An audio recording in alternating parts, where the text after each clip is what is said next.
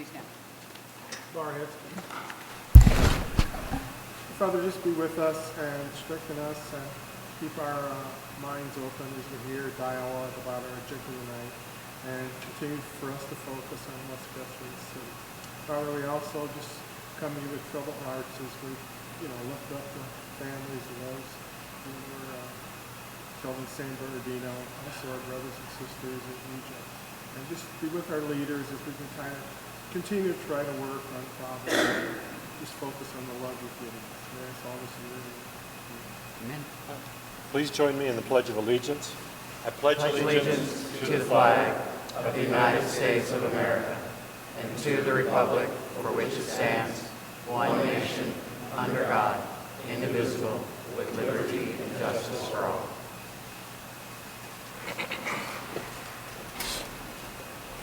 Thank you. Roll call, please. Chair Huggins, Here. Vice Chair Sharp, Here. Commissioner Yocum, Commissioner Irving, Here. Commissioner Marsh, Here. Commissioner Potter, Present. Commissioner Joyce. Chair, we have a quorum.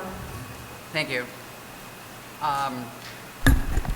Next item is to call the public, and you're welcome to come up and have a discussion with us, or you can talk to us, sorry. We don't necessarily answer back, but if you do have something that you want to discuss that's on the agenda, please fill out an agenda card, a speaker card, and present it to LaSalle, and we'll get you on there.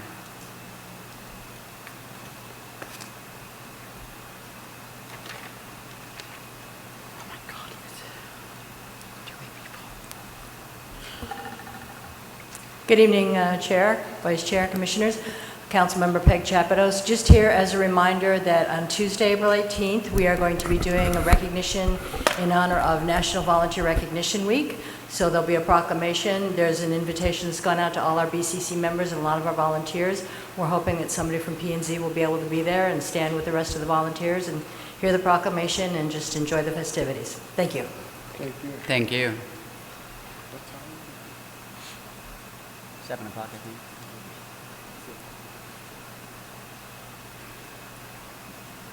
Anybody else? Okay, we'll close the call to the public. Approval of the minutes? I move to approve the minutes. Second. Motion and second. All those in favor? Aye. Opposed? Motion passes. Okay, next on the agenda, 5.1, public hearing, CUP 17-01.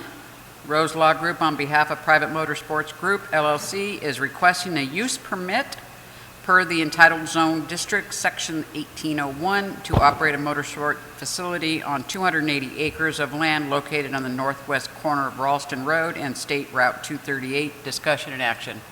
Rudy? Chairwoman and Commissioners, before we get started on this item, staff did receive a letter of opposition as of today, which we left copies for you.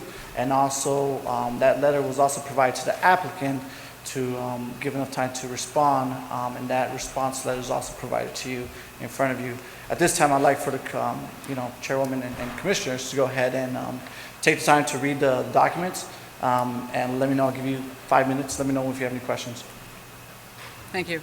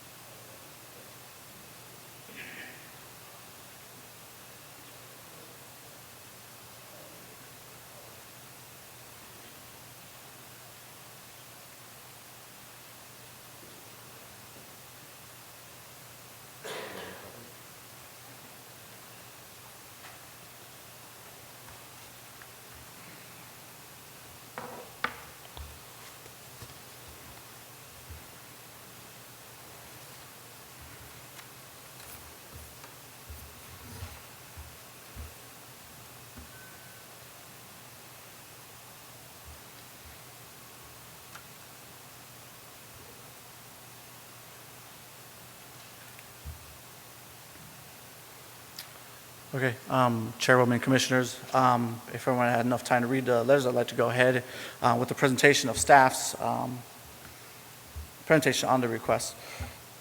As mentioned, Councilwoman, Chairwoman, Rose Law Group on behalf of Apex Private Motorsports Group LLC requesting a use permit to operate a motorsports facility on 200 acres of land located at the northwest corner of Ralston Road and State Route 238. To give you some identification where we're talking about, the red box is the subject site. It's hard to tell. Let's see if I can direct you to behind the screen behind you, but let's see. 347 Maricopa Casa Grande Highway, Smith Inc. Road, and then bends over here, and the Union Pacific Railroad. We're talking about the northern western portion of the city's boundaries. Current land use on the property is vacant. Again, it's 280 acres of gross land. Current zoning is CI2 zoning. The existing general plan land use is employment and commercial. Flood zone is now within the flood zone area, but there's a wash running through the property itself. The parcel number is 510-79003C and parcel number 510-7900302C.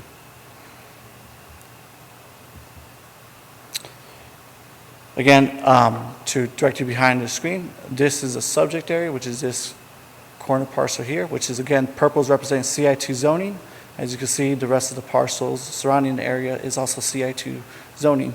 Right in here in the middle, this was incorporated as part of the city's original annexation, which is the Southern Dunes Golf Course, which was purchased by auction and processed to a fee simple, so which is disconnected.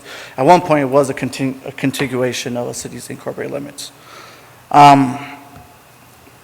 Subject site, and just to also, because we're at the outskirts of the city's jurisdiction, I want to present to you information on the other zoning districts, or excuse me, the county's nearby zoning districts, which also match their zoning code at the time of we incorporate this area, which is a county CI2 zoning. So currently today, technically from the west, south, and the east, it is surrounded by an industrial zone entitled, or at least existing entitled zoning district or CI2. As it relates to the general plan of the city of the Plan Maricopa, you'll see in the gray area, again, the subject site is this area here, and the gray area, which is hard to tell here, this whitish gray, we have designated that as per the voter general plan of just recently as a land use of employment, employment type land use designation. With the exception of this corner here, which is called as commercial, there's no issues with that in terms of staff's concerns of not having a commercial component at this time. When we do come about redoing the land use map, this is something of an area that we feel that can continue to be more of an employment area than just to have a weird commercial corner in that area itself. So we do see that more of an employment corridor in the future. In terms of the process, this is something unique. As we developed and adopted our new zoning code, and we established new zoning districts, these properties have the right to be either or let me take that back. They still have the rights of their old existing county zoning district of CI2 zoning, which is industrial zone, but they're also given the offer to rezone to a more applicable zoning district. The only issue with that, they have to apply for rezoning. When we adopted a new zoning code, the city didn't go ahead and do a blanket rezoning of all properties, as that will take property owner authorization from every owner itself and notification from every surrounding property itself as well. We're transitioning as we speak. When it comes to new properties developed in the city, we encourage for property owners to rezone. In this case, the applicant would prefer to stay with the existing CI2 zoning. It is later down the road that the city may process or may initiate a mass rezoning, but at this time, it is CI2 zoning. With the existing zoning district and per the existing entitled document of their zoning code, which is the previously approved document, under Article 18, Section 1801D, any uses, especially with this request as a racetrack type facility, a motorsport facility, it does require what they call an industrial use permit. An industrial use permit is equivalent to what it is. It's a CI2 zoning, requires extra scrutiny on the level of process. In terms of the cities, because we've now developed a new nomenclature procedures of applications, our most closely related type of IUP or industrial use permit application is a conditional use permit. However, we're taking this as a level of an industrial use permit category because it is an industrial zoning and it's considered an industrial facility per the Section 1801D. So, as part of the criteria per zoning district CI2, the main thing is that the use will not generate flooding, traffic, or create any health safety hazards or nuisance to the area. And that's verbatim per the existing entitled zoning district of CI-2. So as it relates to the staff review and conforming to at least the existing entitled zoning district, as I mentioned, there's a commercial corner and in relation to a land use map that it really doesn't match up. However, staff is amenable to that being one day converted to a more of an employment land use designation, being that's surrounded by employment itself. In addition, in terms of our recently planned Maricopa, land use goal B12, which I'm stating from our staff report, page 4 of number 5, letter A, land use goal B1-2, develop Maricopa as a collection of village and districts with distinct community names, themes, and unique characters reflect the variety of character, culture, history that makes each area of Maricopa unique. We feel that with this type of recreation, with the skydiving facility to the west and the Southern Dunes Golf Course to the east, with this type of use, we're kind of creating that unique corridor of a activities corridor. We don't know what it is, but organically something's happening here with this request that we feel it's going to create that village theme of maybe it's the activity corridor. We don't know. Site design. As presented to in your attachments, the site concept layout shows the racetrack spread out the entire facility or the entire property. Landscape buffer strips are shown on the perimeter of the property per the submitted conceptual site plan. I did mention a staff report about site fencing standards with strict chain link fencing. I just want to make a caveat to that the applicant is also, there's other ways to meet the code standards of not just chain link fencing or CMU decorative wall. So we restrict chain link fencing. We would like to see more of aesthetic perimeter walls. Berming is also an option as well, which the applicants when they go to the site design concept, they rather have a berming mechanism, landscaping, to have more of a perimeter on. And behind that berm, you'll have their chain link fence. From the code standards, as long as we're not seeing the chain link fence from a public right-of-way, that meets the intent of the code. So I just want to make a caveat on that. Number 2. As it relates to sound study or noise, how it's not going to generate traffic, per the zoning code, section 408.05C, the use of automobiles creating unnecessary grunting, grinding, rattling, or other noise is prohibited only if it exceeds the maximum decibel level spelled out in the zoning code. So we have performance levels for this type of use. However, if it exceeds that level, it's restricted. To further, the applicant has provided a third-party sound study that is how far is generated from such use. The applicant has submitted that study to address concerns of potential noise impact, and based on those findings, no nuisance noise will be generated to nearby existing or planned residential developments. So that was one thing we want to make sure the applicant was able to acknowledge the existing residents, land use residential sites, and also for future planned residential as well. And per the findings, there seems to be no impact as well. As we go into preliminary drainage or drainage, our engineering division at the review stage of this looked at the design and was satisfied with the initial methods by leaving the existing wash in place and providing numerous retention basins on site. So making sure that all on-site retention, all drainage is going to be retained on site, and the wash will be left intact. Actually, they're going to work with the wash by bridging over it where they need access to it. So final drainage report and drainage plans will be reviewed and approved as part of the next development stage of the development review permit. And that's also, I just want to make mention as well, that what we're reviewing here today is for the use itself and the use of how the use is in context to the neighboring facilities or neighboring areas itself. At this point, as you see, I'm not going into details of parking design, site access, exterior roadway boundaries of how much roadway width or dedication is required. If anything, we're looking at how the use kind of fits with that area itself. Lastly, traffic. A engineering division has looked at the site and has anticipated no major issues regarding traffic will occur. We are looking at more of a right turn only lane will probably be in place. An applicant has already indicated that they'll provide left turn lanes onto Ralston Road. And also, the applicant has acknowledged that right-of-way dedication will be required. We don't know how much width or how much in length will be required, but at this time, understanding that right-of-way dedication on State Route 238, Ralston Road, and Warren Road will be required. And that's going to be further further kind of locked down during the development review permit process as well. And lastly, we had our technical advisory committee as required by code on March 7, 2016, which include utilities and all non-agency, not governmental agencies such as ACCHIN and any other agency of the area to come in and review this application, and we had no opposition or no major concerns on the request itself.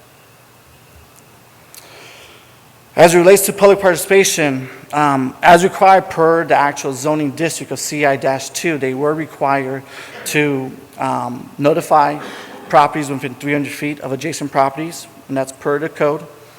They were required to post signs on the property. We felt that a minimum of 2 signs would be required, which they posted one, I believe, on the Ralston corner and the Warren corner. Required to be a newspaper publication. One thing that we hit critical here in Maricopa is also hitting the Casa Grande Dispatch and the Maricopa Monitor. Technically, a paid circulation is a Casa Grande Dispatch. Maricopa Monitor is a free newspaper source already, so that's just as backup. But that was published in both newspapers. Neighbor meeting. Applicant was required to hold a neighbor meeting, which you'll see in your citizen public participation report that has been all submitted and kind of compiled as a public report, and a public hearing, which is today's public hearing. All this public information or public participation types of events had to be published and posted and published 15 days prior to today's meeting, and also prior to the neighborhood meeting, which were all satisfied to the review of staff. And lastly, the report summarizes the outcome, which is referred to your exhibit. Before we go in, I'd like to go in for Chairwoman, to maybe go into opening up for a public comment, open up the public hearing.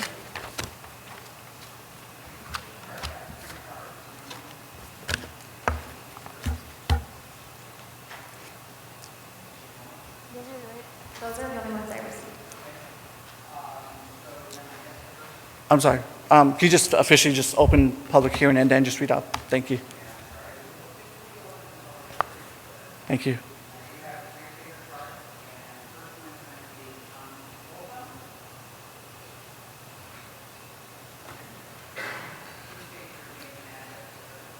John Holcomb, 40374 West Molly Lane, Maricopa, Arizona, 85318.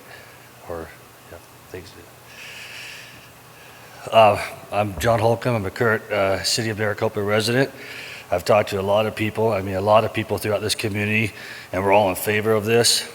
We the people, we the city, we need this to move forward. This should be a great addition to the city.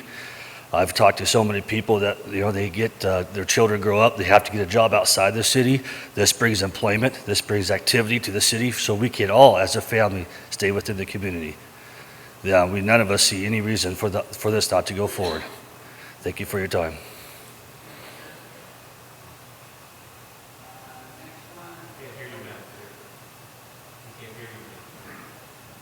Sorry. Next one is Joe Ruda. I apologize if I'm butchering your name. Close enough. Commissioners, thank you for the opportunity to address this group. My name is Joe Rueda. I live at 7965 East Wingspan Way, Scottsdale, Arizona, and just wanted to lend my both excitement and support for the project that's before you today. As an automotive enthusiast, and I think this brings together a pretty large class of people that I'm excited about. I think everyone I've spoken to, and if I can see the smiles, if you like cars, car people. It's a very, very integrated group, and I haven't talked to a person yet who hasn't heard about this project and wasn't excited about it. As an automotive enthusiast myself, I've had to travel out of state, sometimes to the other coast, to go participate in these types of events. And so to have something here in Maricopa that is world-class is not only excited for me locally, but also for the community that it represents. So again, appreciate the support and the opportunity. Thank you. And the last one would be Grant Woods.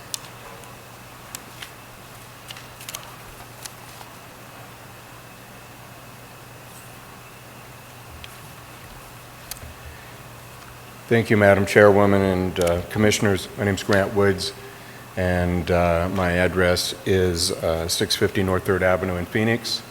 I'm here representing a group of business owners, long-term business owners, and property owners and residents of the town of Maricopa. And this group is, to a person, opposed to this project in its current form, and let me just tell you why. There's a mad rush, it appears, to get this thing approved without proper planning. And what we're asking you, and what I'm asking you tonight, is to require that planning. It hasn't been done, and I'll be specific about that. This has serious ramifications ultimately for the future of Maricopa. What we're talking about is a racetrack. This is not just a home or a group of homes or something like that. This is a racetrack. And let's be clear, it's a racetrack for rich people. Okay? This is so rich people can go play with their cars and drive them around the track and have, as they call them, condominiums for their cars. And, that's an interesting project for the town to get behind. And if that's what the town wants, if it's properly mitigated, if it's properly planned, especially regarding traffic and noise, then I think my clients could say okay to that if they were convinced of that. But in this mad rush to get you to approve it and the council to approve it next week, they haven't done the work. And I just urge you to take a look at what has been done and what hasn't been done. Let's start with noise. They presented you with a noise plan. Now, a comprehensive noise study, from my experience and my research, should probably cost about $100,000. And I'd say this probably cost about $100. This is a 3-page alleged noise study. And it's a serious issue, and I'm going to tell you quickly an example on the west side that happened on noise. But what did they do here? They went down to the Wild Horse, the racetrack there. They took some noise levels there, and they said, well, those seem to be okay. And then they compared it to the trains going by, and they said, well, it's okay, no problem. That's not a comprehensive noise study. Again, it's a little more complicated than that. And noise can be a big problem, and I'm going to tell you about this. Some of us who've been around a long time remember this. This was back in 2001. There was something called Arizona Motorsports Park, or AMP, a private racetrack for folks to run their street legal cars on. That was in the west side. Board of Supervisors had to approve that. It sounded exactly how they're portraying it here. We're going to bring some jobs in here. They didn't bring any jobs. We're going to just have ourselves driving our little cars around in circles. It's not going to be a problem. So what happened? Well, it was a problem. What happened is, now they went there for a special use permit, and the Board of Supervisors a couple years later had to get together and revoke that because they'd gotten so many complaints about noise from virtually everybody. So, for example, Supervisor Wilson said that he never would have voted for this, but now there's so much noise and so many complaints. He said, we were walking the White Tanks early Saturday. This is the minutes. We could hear the cars running way out there. Supervisor Kanasic said he was 7 miles away camping, and he could hear the noise from this little racetrack that's similar to this. Supervisor Stapley said, when we were told about the noise, it was a deciding issue in my mind as to whether I would support it. Had I known the truth, I would never have made the motion to support it, and I would have voted against it. And Supervisor Mary Rose Wilcox said the same thing. She had the concerns, but having been assured that noise wouldn't be a problem. The problem with these things are, and the topography, as you know, up against the mountain there is much different than up against the freeway down there at Wild Horse Pass. So what we're saying is, and you've got a golf course right there also, by the way, and whether they've been involved, again, I'm late to the party here, I understand. I just got hired on this last week. But I don't know where the auctions are on this, but I can't imagine that golf course is going to be so great if you're going to have that much noise, and whether they've weighed in or not on this. But I urge you to not proceed until we have a legitimate noise study. And if the noise study, for real, shows that this is different than that project on the west side, which you could hear for 7 miles away, then fine. The other thing that they found out on the similar project on the west side is that this thing just grew. It wasn't a bunch of rich guys racing around their cars every now and then. It grew into special events. They said, we won't have any special events. We don't have bleachers. We don't have places to put them. Well, they figured out how to do it, to make money to support their enterprise. So unless you have restrictions on these events, I think that's going to go into your traffic. And I'm not an expert on your traffic, though again, I've lived here my whole life, but it seems to me people in Maricopa are concerned about traffic, and for good reason. So is it going to impact 238? Well, maybe not if it's a rich guy here and a rich guy there driving out his car every now and then. But if you're having special events and you're having races and you're inviting the public out, then yeah, you're going to have traffic problems. And I would think that you would have to have significant restrictions on how this is going to be used, or have a legitimate traffic study. Lastly, I do think this is rushed through. I don't think there's any question about that. And they say, well, we went through all the public notice. Do people in your town, do they really know that we're proposing a big racetrack right out there? Do they know that? Well, the notice was this little fine print in the classified ads that nobody reads, and they had a public meeting, and according to their notes, it started at 5:45 and it ended at 6:15. Okay, and that included their presentation. I don't know, you can ask them. I don't know how many people showed up. It wasn't an extensive meeting there. So, in conclusion, I would just say this to you. I met with my clients for some time. Again, they've lived here for a long time. One in particular I know has been here 13 years and owns a business here. They care about Maricopa. They want things to proceed to for companies to relocate here, for businesses to thrive here. But I'm not convinced that that's going to be the case here. By the way, they say one of your criteria is that you want to have employment out there. And their application says, quote, "This will create many new jobs," end quote. That's it. That's the extent of addressing the employment requirement there. What does that mean? We'll create many new jobs.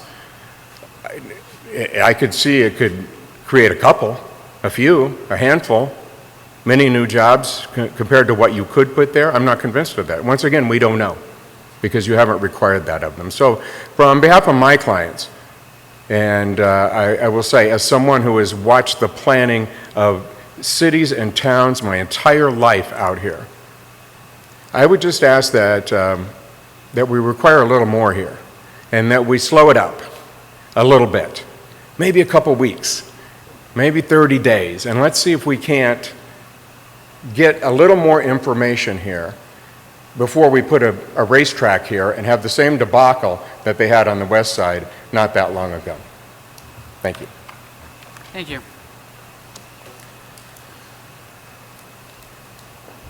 I received a senior card for Robert Rubik.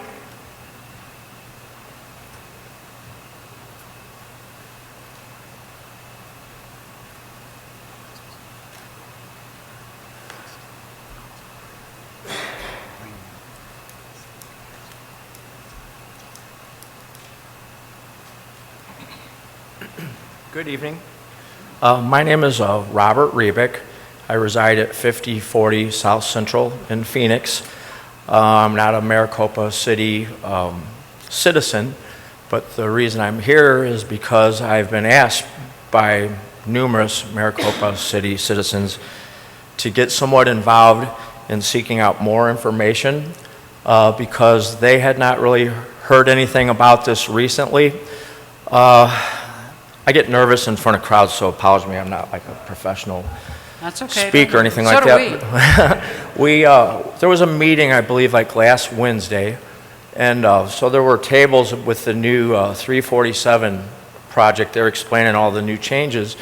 And I know I asked almost every engineering person there that was explaining everything if they had heard anything about a sports venue, like, or I actually used the words like a raceway or something. I'd said things like, I don't know if it's like cars or motorcycles or if they have like people jumping over buses. I don't really know what's going to happen there. And none of them had heard about this. And they, I think, work there for the city. Out in the hallways, mingling with people, I bet I asked 15 people or so, of which maybe 2 people said they might have heard something a while back. But as far as a specific meeting like this, where people are going to make decisions and vote, I would say some 30-something people or so connected to each other have a real concern that they haven't even had a chance to ask questions before things get too far ahead in the planning process. And as you know, all across the country, when changes happen in communities, it can be great, but if you don't watch out, it can be bad. So their concerns are like other places, like what will happen there? What kind of people will be there? Will they have liquor? Will they be out on the roads going the wrong way? Will there be, you know, will it be like Blood Alley up and down the road there? Are strange people that we don't know coming into our community and they're gonna like do whatever they want to our neighborhoods without respect to what we like in our neighborhoods? So it's just normal, I'm going to say older people concerns that have been around a while is what's this newfangled thing and how good is it really for us? And like questions aren't answered. Like when you say how good is it for us, I mean, what do they get back? Do they get lots of jobs or some jobs? Do they get, what do they get? They get more debris along the road. Like when you come into the main drag here, it's like one main road to City Hall, just littered the whole way, and I can go get that in South Central Phoenix if I want it. I was surprised to see it out here. So with the good can also come negative. So whoever the gentleman is that just talked, I would say this group of citizens, they go to church, they own properties here, some of them used to live here but still have relatives here. Some have recently moved, some are thinking about moving here. That kind of wraps up the categories. But they also are concerned that you did a study of traffic with the current area. You can see that. But what have you done traffic study-wise out and beyond? Engineers say, well, we used models. But I don't know what a model is. When you use a model to plan road traffic, you guys might know that, the planning people, but again, the community doesn't. So I would say that if this is good for the community now, then it's probably good for the community 6 months from now. But I would say please let the community decide. I believe they weren't given proper notification. I believe this is a well-kept secret, ergo private, whatever, private sportsway, private. I don't know what that means exactly when you define it for me. So I don't know if I have voiced their concerns well enough. What I can say is that they are concerned. And they'll be fussy, pretty fussy, if people don't answer their questions. Thank you. Thank you. Chairwoman and Commissioners, if it's okay, the applicant would like to go ahead and present from Rose Law Group. Cameron?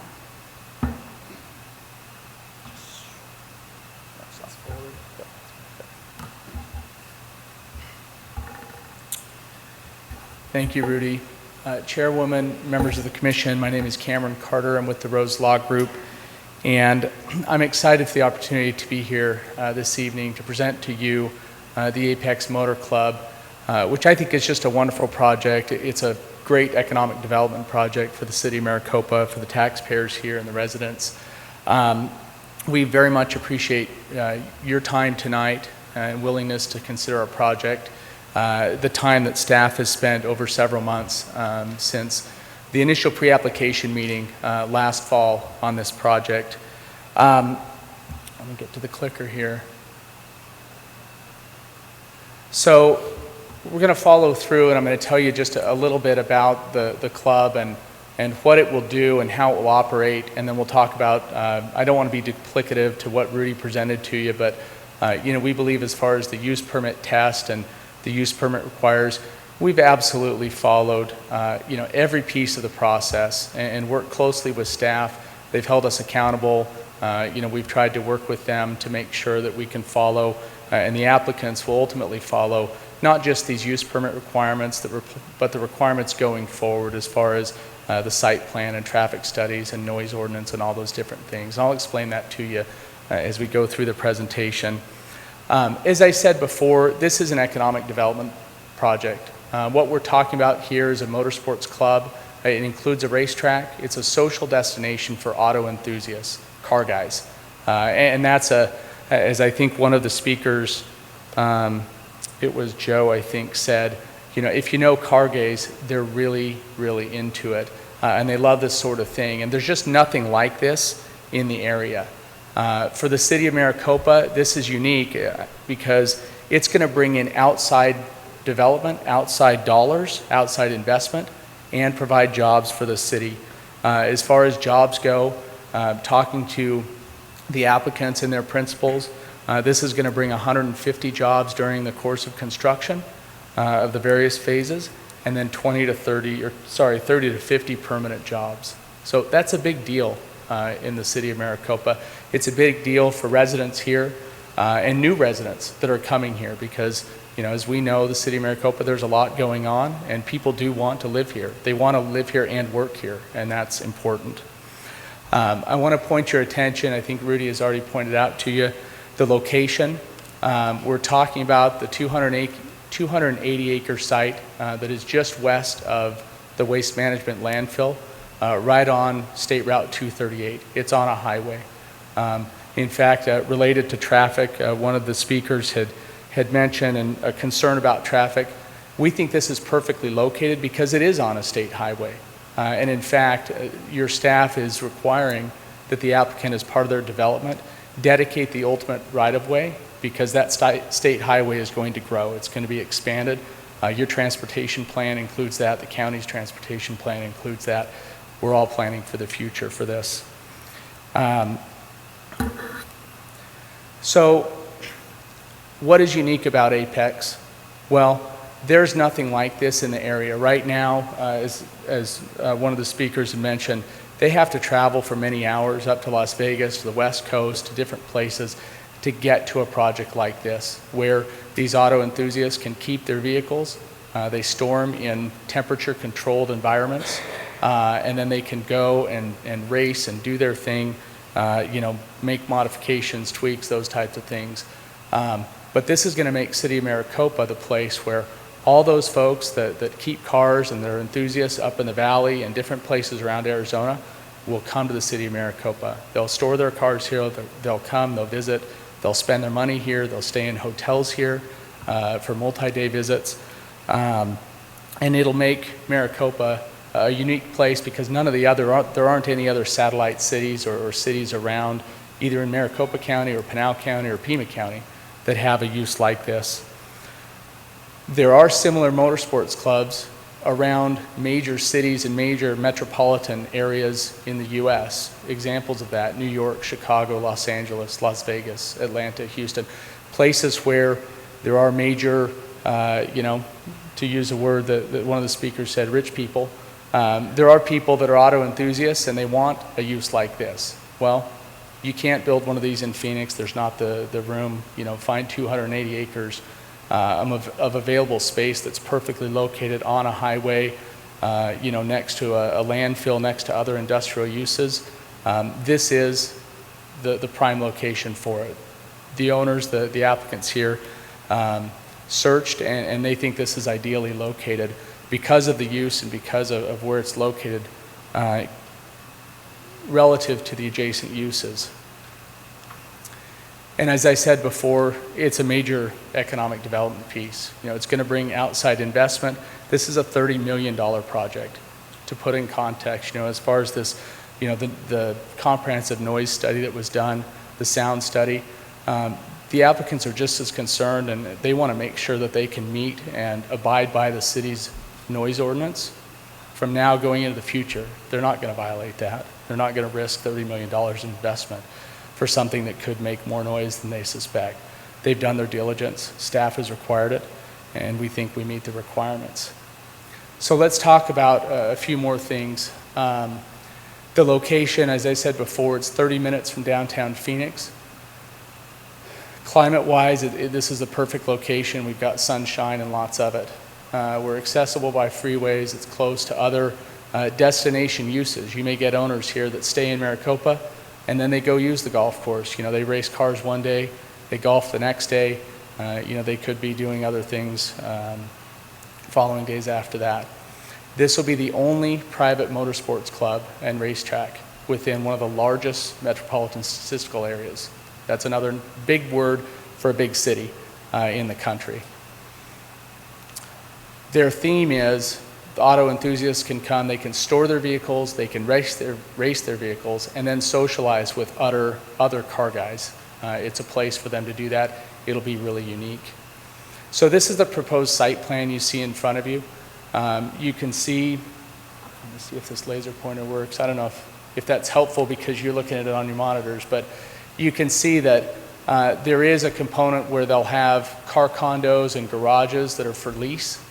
So those can be owned and leased. They'll have 2 racetracks, and I'll go through some of our slides here. A total of 4.3 miles of track, 2 different courses, and then those can be joined together to form a 4.2 mile track. It's an intelligent, efficient design. It'll have a clubhouse where the members, the owners, can come and socialize and do their thing and talk shop. They'll have a retail pro shop. They'll have some facilities to make repairs or make modifications on cars out here as well, all completely fitting for the industrial zoning that's on the property right now and the adjacent industrial uses. There is a possibility, and they're working with, to have an event building where they could do shows, not races or anything, no spectators or bleachers or anything like that. That's just not in the program. But where they could have open it up to a charity from, one of the the charities, the local groups here in town, here in the city of Maricopa, and do events with them. So as far as numbers goes, we're talking about up to 264 condominiums and garages for vehicle storage. We talked about the shop and a fueling station. They'll have car bays there. And then they'll also have, and this is unique, a 9-acre go-kart track. I say go-karts, but that's what I associate it with, but a track so that the drivers can actually work on their skills in driving these vehicles and practice and increase their skills as part of the facility. So the design and the construction of this facility is going to be energy efficient. They're going to be using recycled materials to be as green as possible. They'll have charging stations for electric vehicles. You know, we know that that's something that is coming up in the future, especially, you know, you look down at what's happening in Casa Grande with Lucid Motors and the opportunities of the future there. Here's just a couple of renderings for you that show these garage condos. We think this is a really fantastic product and something that's going to be really unique for the area. Actually, I just drove in past the Central Arizona College, and there's some theming with the pitching on this roof that looks a little bit like that to me. The garage condos, as you see here, they're going to be sold or rented actually, you know, complete with improvements in some cases. And then people come in, they'll spend more money and hire local contractors and do an even nicer build out to put in finishes and furnishings and lights and all those different things in these condos.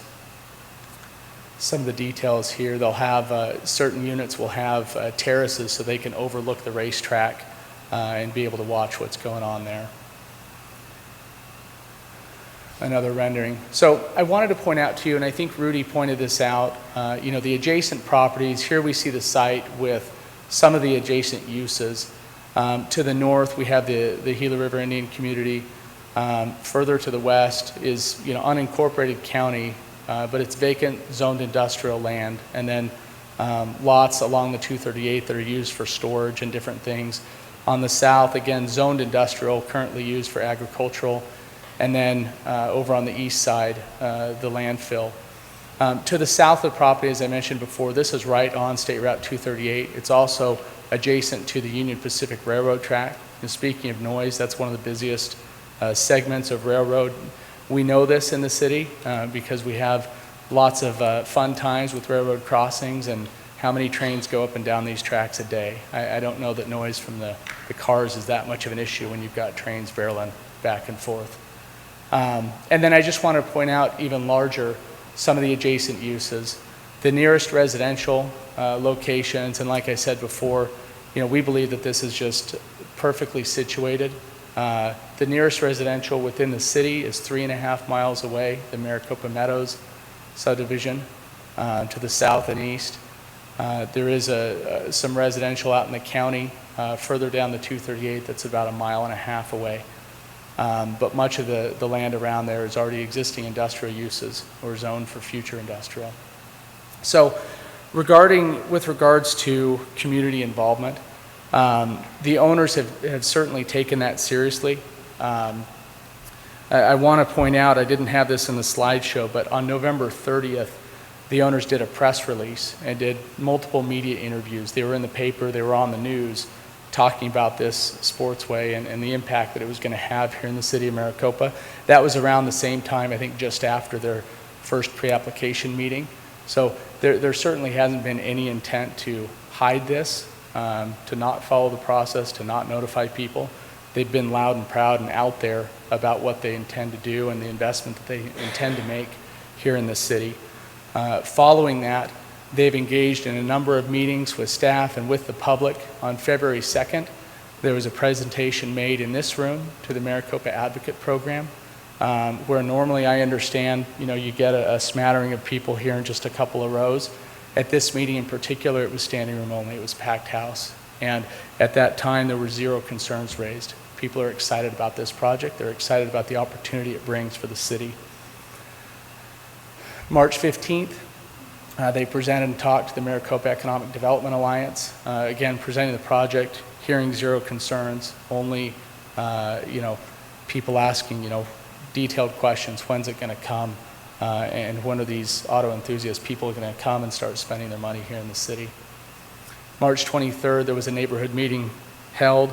There was actually some inaccuracies. That meeting was ended at 7 p.m. It lasted an hour and 45 minutes. Sorry, an hour and 15 minutes. I can't do math. I'm an attorney. But there were several people in attendance. Notice was published. Notices were mailed out. We stayed. We answered all the questions that people had and trying to engage and get people's feedback on the project. We've followed all of the city's processes and code requirements. We've more than followed those. We've worked with staff. We've met with your TAC meeting. Again, all those different agencies and utilities and departments, not raising concerns or, addressing those as part of the recommended conditions of approval. I don't think it's fair to ridicule that process because, we've tried to follow it and, the city, I know, we're all doing our best to make sure that there is a process and that we all, go through that. The site design will meet all of the city's development regulations, or will stipulate to meet those as we go forward when we get to those stages to the site plan process. We've had numerous meetings with planning staff. The result of that, as Rudy had mentioned, is a recommendation to the commission for approval, and with 7 conditions of approval. Those conditions are all acceptable to the applicant. And I just wanted to mention again on the comprehensive sound study, there is no nuisance noise. That study addresses decibel levels at all of the different surrounding uses, residential, the golf course, the dairy farm, and residential areas at different destinations, Maricopa Meadows, Sunset Meadows, and all of those noise levels on all of those different properties will be lower than the city's noise ordinance allows. So, we think that's a non-issue. We satisfy all of the conditional use permit requirements that are in the zoning ordinance. There are no flood issues here, as Rudy had mentioned. There's no excessive traffic. We're right on the state highway. There's no health hazards that are raised by this use and no nuisances. We will add, we hope to be able to, with your positive vote tonight, hopefully a recommendation to the council for approval, we hope to be able to continue to add to the city's efforts for economic growth, that we can make this a premier motorsports country club and locate it right here in the city of Maricopa.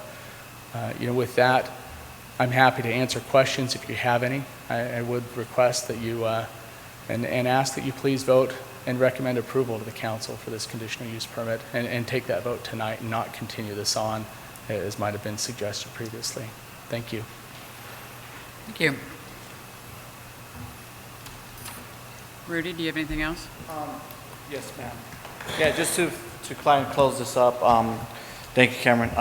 One thing I failed to mention, Cameron mentioned, staff's recommendation is recommendation of approval for CUP 1701 be submitted to City Council for their consideration, subject to the 7 stipulations or conditions listed in the staff report.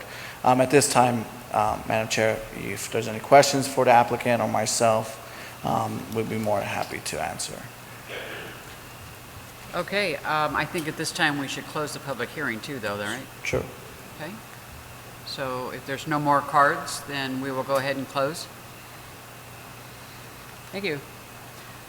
With that being said, we'll leave it up to the commissioners' discussion. Remember, we are doing a CUP on the use itself, not what goes on inside of it, because we're really just focusing on the conditional use permit of what they're asking for, not the specific site designs and everything else like that.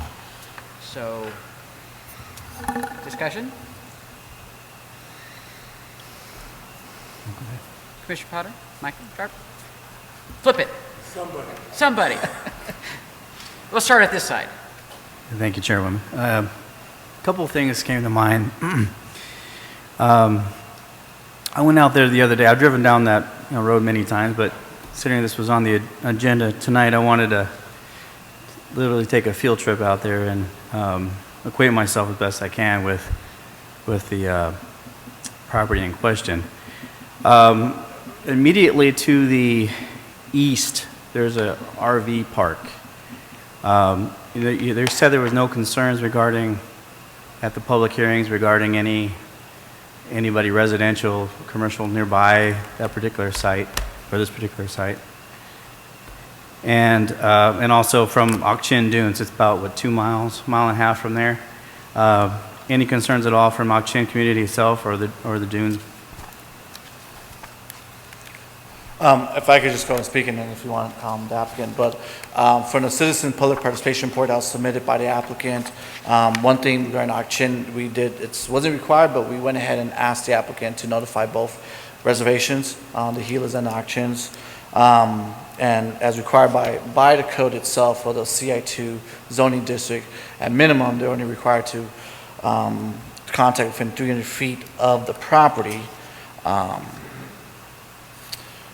Just want to see if there's an exhibit that shows you a radius map of what that looks like. And Commissioner Potty referring to the RV park that's on White Road, I believe. Is it just further east? Yeah, it was right off of, I believe it was right off Ralston. Right. If you look at that public participation report, I think it's almost probably after the notification list, you'll notice that 300 feet is not fairly, it's a spread boundary. It's not very large, but it is per code. They weren't contacted, and I'm not sure if they were at the meeting, but in terms of trying to go above and beyond per like what we do in code, site posting on the property, newspaper advertising at minimum, what's required by law, and the neighborhood meeting was all avenues of notifying the public as well. So again, I'll leave it up to applicant to see if they attended. Just to know, it's my understanding that the property in question is an RV storage facility and not an RV park where there are people residing there. It's a storage facility, but there are RVs located out there. Okay, thank you. I misspoke. Thank you. I do have another question for staff, actually.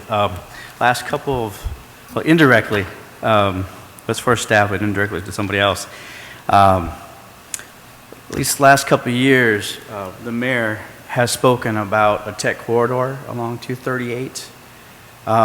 Where is that in the vision? I know that's a long-term deal, but how would that, assuming there's a raceway, impact that with the potential noise levels in that area? Is that something that's been explored or visited? Madam Chair, Commissioner, at this time, no.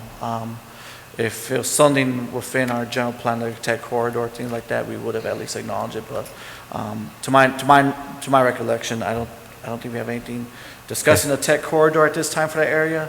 Okay. What I mentioned in the staff report is that acknowledging unique areas that's somewhat organically happening. We know the land uses as an employment area. So far, what's happening out there, you have the golf course, you have the glider, the skydiving facility a little bit west from there, and now you have this. So whether that's going to happen, I don't know. But today, it seemed to be more of this recreational type activities. Okay. So I'm not sure if I clearly answered the question, but Okay, unfortunately, I I don't. understand. Something that we could look in the future as a possible tech corridor, but this time, not to our knowledge. Not play. Okay. And then one final question, if I may. Regarding the jobs, thanks for clarifying how many jobs would be there, 20 to 30 permanent jobs. Can you describe typically the caliber of jobs, the type of pay, the scale of pay where those jobs would bring?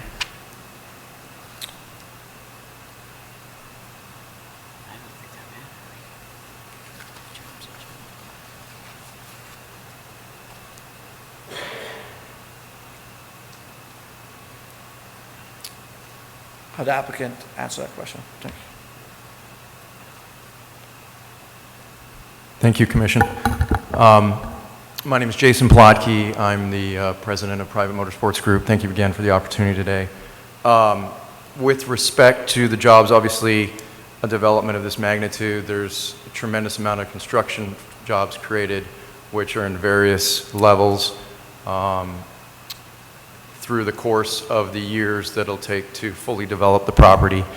From a staffing and in perpetuity with the project, the jobs will be from upper level management all the way down to maintenance and support. And so we run the full spectrum of jobs. And there's some high paying jobs too, right? And it's not just it's not labor, but it sort of meets almost all the requirements for satisfying those types of positions. We believe that that number will grow over time to be a substantial impact for the city of Maricopa. Did I answer that as best I can? I mean, you looking for numbers or? Yeah, I know it's hard at this point, but with 30 jobs, how many, if you can tier it, upper management jobs versus mid-management, and then I know 30 people is in a, it's not hundreds, of course. There's probably a handful of upper management jobs. The rest is service staffing, junior management, track management, vehicle maintenance. Those are all very technical type skill sets. So that is a pretty broad range of pay. And then, with a clubhouse, and you can imagine, operates like a restaurant or a fitness center, and so those types of jobs exist there, from restaurant managers to staffing to servers, so on and so forth. Thank you. Thank you.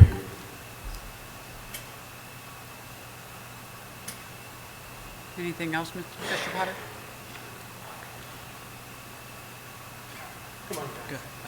I'm just going to go down the line. Thank you for the presentation, Rudy. I have two questions. Well, one comment and then a question. The first comment is, and I believe the applicant mentioned it, this was in Maricopa Magazine, and this is not a plug for In Maricopa Magazine, although it is great, but this was in their magazine 11/30/2016. So the folks that I talk to in my neighborhood and on a regular basis, they've known about this project for a while. And they're just anxious to see it actually come to fruition. So the fact that it's finally hitting our commission to actually start talking about the ins and outs and approval, this is good news for the city of Maricopa. The question I have is that on this, well, I believe that's the southwest corner, you mentioned that in the planning Maricopa general plan that there is kind of a cutout or a carve out for commercial. Will the applicant be allowed to, as a part of this conditional use, have commercial activity, retail, be able to develop something like that on site? Maybe not in that one particular location, but somewhere else on the site. Is that something that City asked and contemplated as a part of this? Madam Chair, Commissioner, it's something that we did discuss with the applicant, see if there's a possibility of adding a commercial component to meet the general plan. And at this point, it sounds like based on the conceptual site plan, that was not the case, unfortunately. But honestly, as the planning staff was looking at that whole context area of the employment corridor, it seemed kind of odd just to have that commercial notch in there, kind of like an island around employment. So if we had a chance to, when we go to the next update, when we reevaluate our land use map, that's something we probably will consider revising to more of it just being this employment corridor itself. Well, I think that's fine. I guess what I'm getting at is that in the event that these condos, these garage condos don't fill up, it's a building. And I spent years in real estate, so you can easily convert a garage type space to a commercial strip center. And I actually believe the applicant should have the flexibility to do that. So I don't know if this particular conditional use would allow them to do that and give them the space and opportunity to, hey, we're not selling as many condos as fast as we'd like, or we have a need to convert some of these to additional retail usage, for example. So I don't know if the code allows that flexibility. Madam Chair, Commissioner, until we redo our land use plan, they will have the opportunity to have that flexibility option in their back pocket. So they'll have that, yeah. Perfect, thank you. Commissioner Marsh. I'd just like to say, turn on your mic. I'd just like to say that the design of this high-quality facility kind of makes me wish I hadn't sold my Corvette. And the second wife got the Porsche. Only if I can drive with you. I like the thought of a nicely landscaped Elysian field where these beautiful machines can run free while the world in general moves on to electric and self-driving cars. I do have concerns about the golf course a mile and a half, 2 miles away. I think auction consideration should be factored in. I hope that council will consider auction's inputs going forward. Is there a hospital nearby? No, not yet. But I'd hope that a move like this with all these rich people coming in would help move us closer to having a trauma center. Today, if you built it today, this would be a recreational facility for high-end internal combustion powered cars. In 12 years, it'll be all electric, and electrics are very quiet. I'm not too concerned about noise. We've got trains. And smell. So, bottom line, I guess, for me, it's auction involvement. I'd like to see a thumbs up. Hospital issues, let's move on it going forward. This isn't a stadium with tens of thousands of screaming fans. My question to the developer, to the president, is how many people max do you expect to have on site at any one point in time?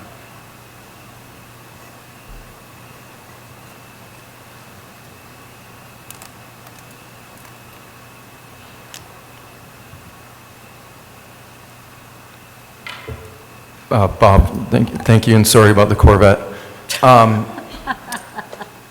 It's because it's private, the numbers are very limited. We expect that on a very busy day, 5 years from now, when we're fully built out, that number could be 100 to 150 people.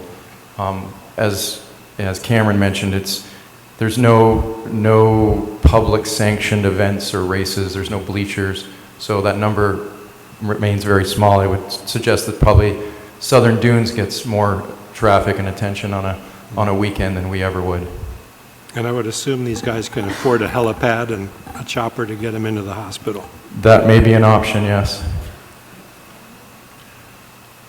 Thank you. Thank you. Commissioner Reed. I don't own a Corvette, but I understand. Coming from Chicago area, I know I've seen these, and I'm excited about it.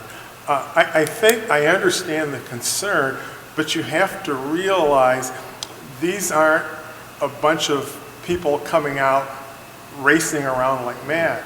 They have hundreds of thousands of dollars invested in these machines, and they're beautiful, beautiful to watch. And when somebody say a condo for a car, these cars cost more than my house. And of course they're going to take good care of them. So I think, to me, I understand your issue and concern, but it's not the type of thing, and somebody said a bunch of rich guys, people aren't going to be flooding out there because it's private. The other thing too, I don't know if you've been out that way, but the Sailport's out that way. And it's the same thing for those people. They come from all over the country. I didn't know until we moved here that it's one of the best locations in the country. And they have hundreds of thousands invested in those places. And it's beautiful to watch them. They come out from all over. They have big national races. I'm willing to bet most people in Maricopa don't even know it's there. So I think to be able to have that and to have this really speaks well for Maricopa. And I know in the Chicago area, they dive in. It would be like having Augusta National Golf Course in your area. Most of us, if you do play golf, aren't going to play Augusta. And it's the same thing here. So I understand your concern, but these are people who, it's their life. It's like joining a high-end hunting club that they prize their cars, they take care of them, they do want condos for them. And again, I just welcome to their neighborhood because I think, again, the last thing they want are people racing and ripping up and down that could come anywhere near damaging their huge investment. So I think it's really going to be neat. The one thing I hope I would ask that maybe at times you could just invite some, especially our kids out, not to run, but just to see, like Nissan has done or other places, because I think they would really, really enjoy that. Not that they'd ever get that way, but I know we've done the same thing, taking kids out to the sailport. It's just fascinating. I think, again, we push very much in Maricopa what we call STEAM, science, technology, engineering, and mathematics. What a great thing to explain to kids how all that works. And we do a program at our schools with Nissan, and they let the kids come out, and the kids, it's just a tremendous thing for engineering to see kids, you know, other than just zipping up and down what a car could do. So I just think it has tremendous things we could look for to partner with us here in Maricopa, especially partner with our kids. Do we have to limit it to kids? Commissioner Joyce.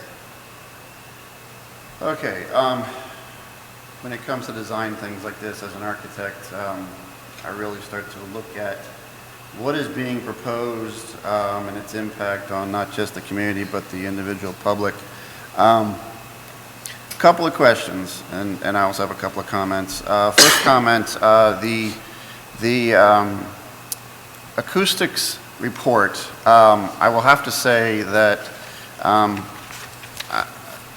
if this report only cost $100, then I believe the applicant, well, got his money's worth. This is a pretty complete report. You need to test it based upon locations of where it's racing, and the closest racing course here is at Wild Horse Pass.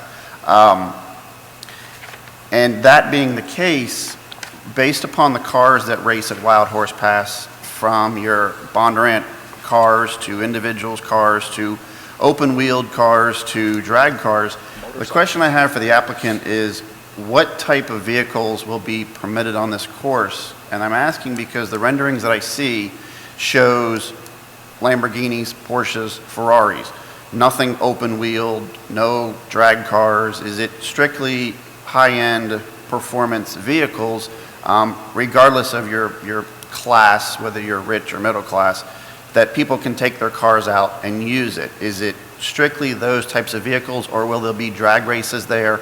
Will there be hot rod racing there? And the reason I'm asking is because all those vehicles have different noise levels to them. A typical car that is a customized Lamborghini that has an exhaust system is going to be much quieter than somebody's 65 Chevy that is running down the drag strip. You know, and to the point of the mountain being behind this course is somewhat irrelevant, because if you drive along the 10 when they're running on Wild Horse Pass, the tractor trailers can be louder than the noise that you hear from even an open wheel car coming off of that track as it's running by a chain link fence with no berm. So my question is one, what types of vehicles will be permitted on this? And my point is that I believe your consultant that did your noise study is accurate in their findings.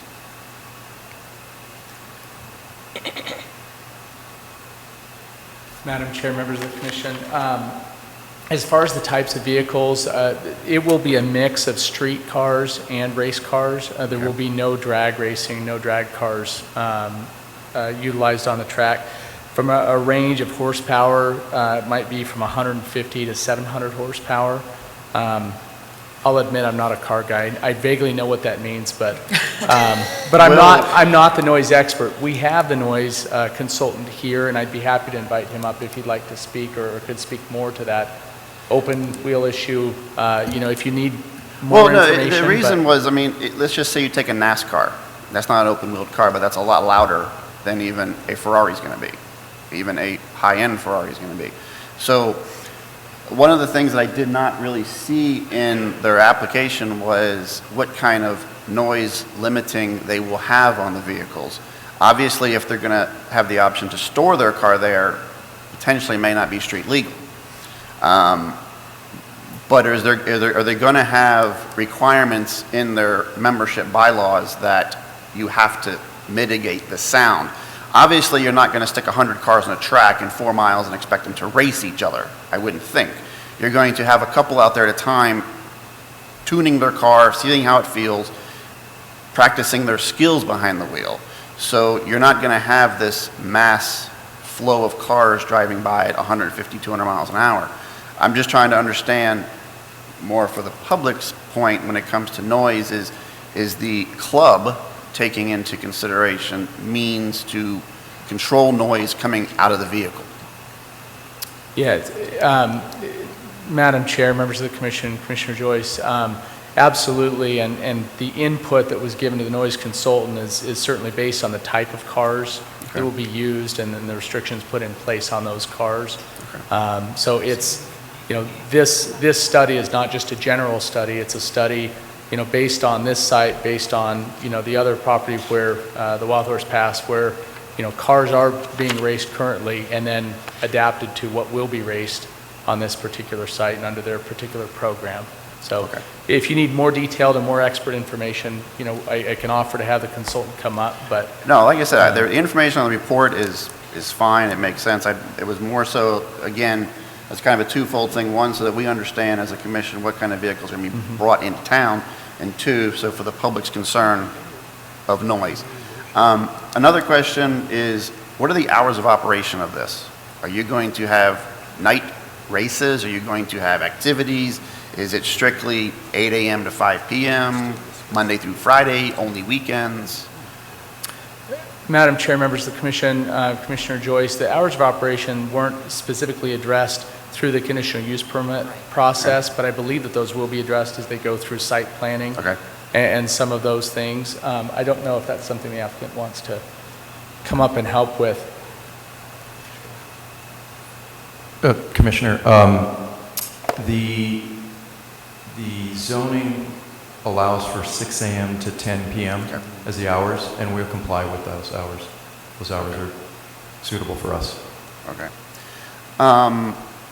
Two more questions. One, do you have ideally it's going to base upon, I'm assuming membership, but do you have a time frame of how these phases will go into effect? Are we looking at 2 years and then the next phase happens? Are we looking at 5 years before the next phase? Or do you have an idea about when the phasing of this would be?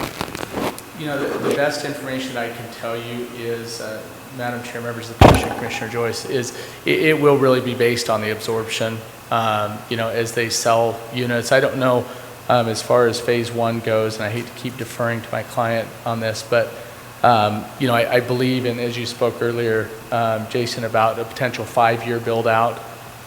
There will be phases, there'll be selling it, sure, if you want to come up and talk about it. Madam Commissioner, 2 years for phase one, about another year for phase two, and then another couple of years, we're estimating 2 years for phase three. So I think I mentioned 5 years fully built out, so. Okay. And then last question, is this facility, based upon a couple of the commissioners' interest of taking their own vehicles out there, is this open to the public? Is this open to the public to the point where people can come out and watch?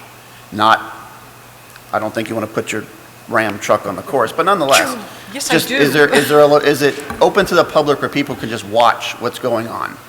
It's designed to be a private entity. Now, are there exceptions to that where there's an activity that is worthy of having a few spectators? Certainly it's not designed to be a fully sanctioned race facility or sporting event, right? But our intent is to host periodic events where we do invite the public out. A, we want to entice other people to join. B, we want to be good stewards and neighbors of the city of Maricopa, so we'd like to have open houses and share what does go on there with the citizens of Maricopa and allow them to have some fun down there. So those are the exceptions, but it's not, closed and locked down 24/7. Okay, all right, thank you. That's all I have, thank you. Okay, I have a couple questions myself. I think the first one that I would have, and probably goes along the same line as what everybody is asking, and to his last point, was a public event. So if this passes and it goes through and everything gets built out the way that it's intended to be, what would be the process? Because this is a private club, would there be a process that they would have to go through from the city standpoint to have other type of restrictions held for them to hold public events? If it was like a one-time event, we have a special event process that the city runs it through all departments, divisions relevant to public safety. If it's solely a one-time event. If it happens that they come and change their use itself or change how the site's operating, exactly what you mentioned as a sanctioned, actual spectators type of sport, then the use itself it will have to come back as an amendment itself. Right now, we're looking at this as a use being built as a private motorsport facility. Is there anything within our codes and rules and stuff like that that permit or prohibit the number of special events that they can have per year, to the point where then it would be looked at that maybe we need to consider switching them and asking them to stop the special events and do a use change? Right, the code does have a limit on how many special events can be held per year. And that's per existing zoning code. Do you know off the top of your head what that is? You know, I don't know what it is, but probably it's a number between 4 and 6. So Okay. something that's not going to be on a continuous basis, almost that it seems like it's like a First Fridays type of deal. That's not the date. Okay. Yeah. So if they wanted to have a car show, let's say, they want everybody to come out and look at their cars and try to drum up business, that would be considered a special event? Yeah, a one-time special event, yeah. Okay. So correct me if I'm wrong then, and I kind of just want to reiterate everything that's been brought around and circle back around. The legalese have all been taken care of, the postings have all been within the requirements, the notifications have all been done within the requirements. I can honestly agree with Commissioner Sharp that this is something that is not, you know, a secret within the city of Maricopa. We've all known about this for a very long time. It's been talked about for a long time.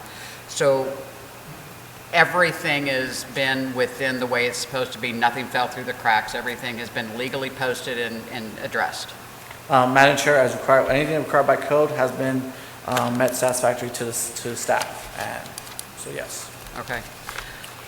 The only thing that I'm going to have to say on my side is the fact that, you know, I'm going to have to agree with what everybody else has been saying. You know, the trains themselves make more noise than these cars do it. And to Commissioner Joyce's point, the Lamborghinis and all those other cars that they're looking at riding are probably not even going to make more noise than probably a souped-up Dodge Ram pickup truck. I wish. And I mean, we've got 80-plus trains going through there and double tracks to speak with. And I think what Commissioner Potter was talking about with the tech area, I don't think that's going to be that much of an issue either, because that's not going to have that big of an impact on them either. They're going to be in sound-walled rooms and stuff like that, as far as last time I knew anything about technology. That's kind of what I'm thinking. And I'm looking at this as it's kind of ended up being a fun area. You know, that's kind of what I'm looking at. All of these. Yeah, if you could, well, yeah, if you can afford it. I'd like to make a motion. I'd like to make a motion to approve CUP 1701 as indicated. Second. All right, motion on the table to approve CUP 1701 with a second. Any other comments from commissioners? I think we might want to do a roll call. Commissioner Potter? Aye. Vice Chair Sharp? Aye. Chair Huggins? Aye. Commissioner Marsh? Aye. Commissioner Irving? Aye. Commissioner Joyce? Motion passes. For the record, who seconded it? I did. Thank you. Sorry. Thank you. Thank you. Thank you, guys.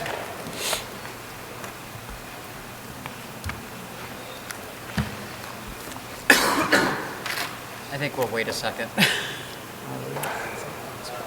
like a school board meeting, everybody leaves at the... I'll do it. That was easy. The meeting's still going, so the meeting's still happening, so if everyone wants to sit down. view that we get to inspect the condos before they're... They've got one They outside. didn't mention the number. They're good, but they're nothing. We would know. Hey, nicely done. More power to them, do that, they can win. Good evening, All right. Madam. Good evening, Madam Chair, Vice Chair, and Member of Planning Commission. I think first thing in order is to congratulate you, both of you, for your new position, our new commissioners. So basically, this was your first meeting, and you had a wonderful, case study today. I think you all did wonderful. In the sense, this is actually a very true challenge for you all because this was a true CUP conditional use permit case that is, where you had to weigh the pros and cons. So this was an excellent example to start off your, new PNC role. Okay, moving forward, we can make them a lot easier. Okay. We can't guarantee that, but we'll try. I wanted to report to you that we were, as you know, we are continuing on our works housing assessment study. The last two weeks, we concluded the focus group meeting, and there was also a development group meeting. So in the focus group meeting, we had special people that came in here who were servicing our area in regional, like for example, Pinal County Housing Department, CARA, it's like that, they do all the stuff. Then you have the aging, age-friendly. So we had all those people in here giving their input. Then in the afternoon, we had a group of people that flew down from Indianapolis. They are the developers, if you will, and they specialize in building this multifamily and other special needs homes, for example, assisted living, senior centers, and all that. So they gave us some very useful information that will be incorporated in the study. And then the following day, on the 4th, we also had our steering committee, which is made of some of the members sitting here in the Planning Commission. Commissioner Irving is a member of that, and other citizen of Maricopa who forms that steering committee. So that was a very useful. They provided us guidance for picking up goals and objectives, the vision, if you will, for a housing assessment study and moving forward. Then later that evening, on April 4th, we went to the City Council work session, and the consultant gave a presentation about where we were with the study. So that concluded one of the most important aspects of our study, and as you know, the survey it was closed on April 3rd. So now we found out we had about 472 people online survey response, which is very good. And then also we went to the Salsa Festival, and over there we received about 30 or 40 survey. So end of May or 1st of May, you'll be able to see a draft report that I would like to bring to you, and hopefully the consultant will make time to come and give you a presentation before they go to the council. So that's the thing on assessment study, and I think it's going very well. Other than that, we are keeping really busy. If you all don't know, we have a big backup on our permit, building permit issuance. We are almost like yesterday, I heard somebody say we were like 507 permit application came in. So it's taking us a little bit time to get over with only 3 people, but fortunately council allowed, sanctioned, additional help. And that's going to help us a lot to move forward with that, to bring down that delay, because right now we are really packing in the punch, they say. Well, that's all I had. Thank you. All right, thank you. Anybody else? Okay. Well, I guess I need to correct myself. What I meant was it's the inspections that's backed up, not Right. permits. So that's pretty much kind of the same, I think. All right. Right. You want to say something? No. That's all I had, Madam Chair. All right. Anything else? Is there a motion to adjourn? So moved. Second? Second. All those in favor? Aye. Thank you, guys. Thank you. Always gets you involved. Good job, Madam Chair. Thank you.